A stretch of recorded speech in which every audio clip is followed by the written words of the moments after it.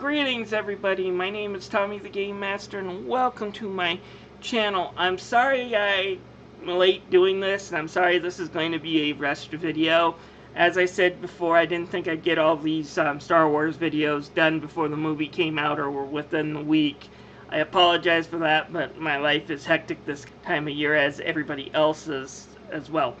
Anyways, what can I say about Star Wars Battlefront 2? Not that one, I'm talking about the classic.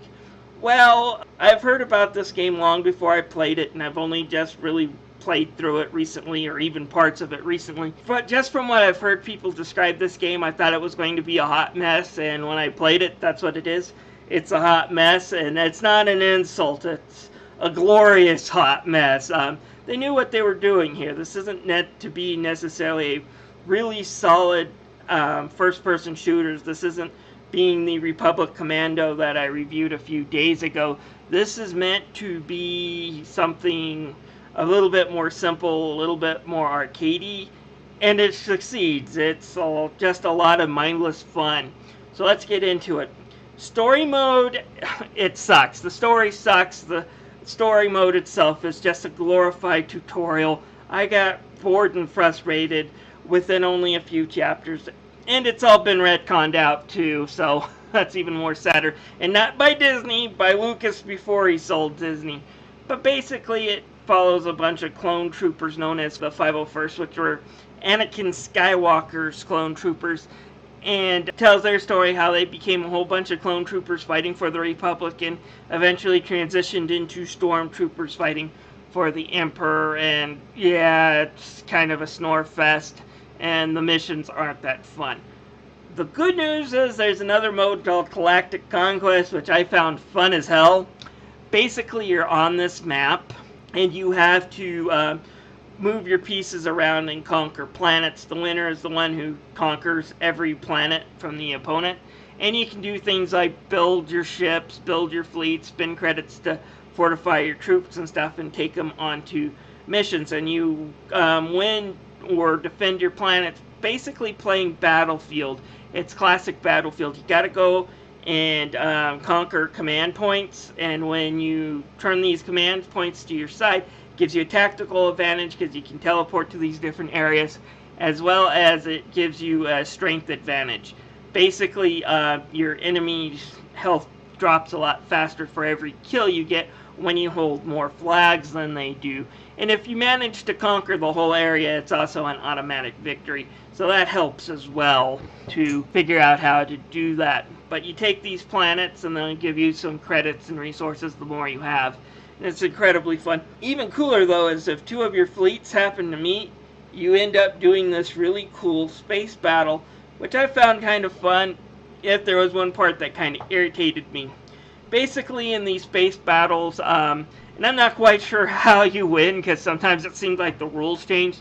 At first I thought you had to take out just their capital ships, which are these like 2 or 3 medium-sized frigates on the side, and then blow up a whole bunch of holes into their command ships using your, fighters until you, win. Unfortunately, I, managed to take out all their command ships and everything and saw their supplies dwindling, and still for some reason managed to lose, which kind of pissed me off whenever it happened. But anyways, as you move around this fields and stuff, it's incredibly fun. You have a lot of options to boost your stormtroopers levels and everything. So it's kind of fun. Definitely worth checking out. Another thing I should add when it comes to the gameplay is the online mode. Now, you can curse Disney for some of their decisions when it comes to the Star Wars brand. I still curse them for giving EA exclusive rights. However, one of the things they have done is go into a lot of these older Star Wars PC games, patch them up to work better on modern computers, and then go a step further and even add some of the online modes back that have been taken offline since they're old. And this was one of the games. Disney has restored it.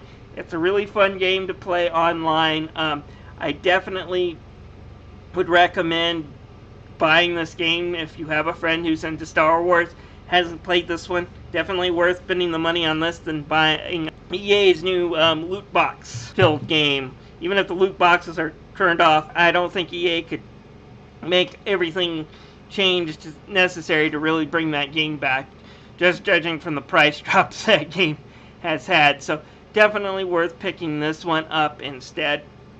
The only bad side I can say when it came to the gameplay was I can't use my Xbox controller. Yeah, it won't allow this. I haven't patched any type of support for this yet, and I am still mainly a console gamer. I like playing with these instead of the keyboard.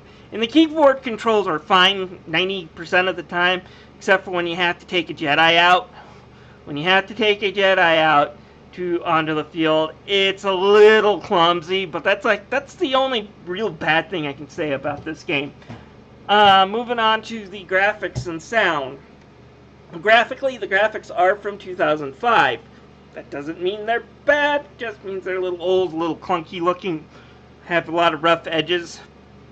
Definitely nothing that looks sweet and polished like some of the EA games have. And although I bash Battlefront 2, I bash EA, I have pretty much boycotted that game. I will say one thing, the game does look good. This one, for its time, still looks pretty decent. Worth picking up. Sound-wise, you got a lot of great Star Wars sound effects. You get a lot of their blasters and the music, so definitely worth checking out if you like the Star Wars music.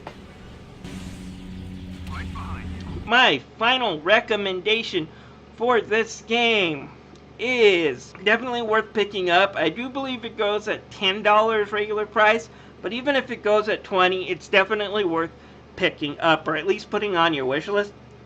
A lot of really fun modes, a really great online game if you're into a good first-person shooter.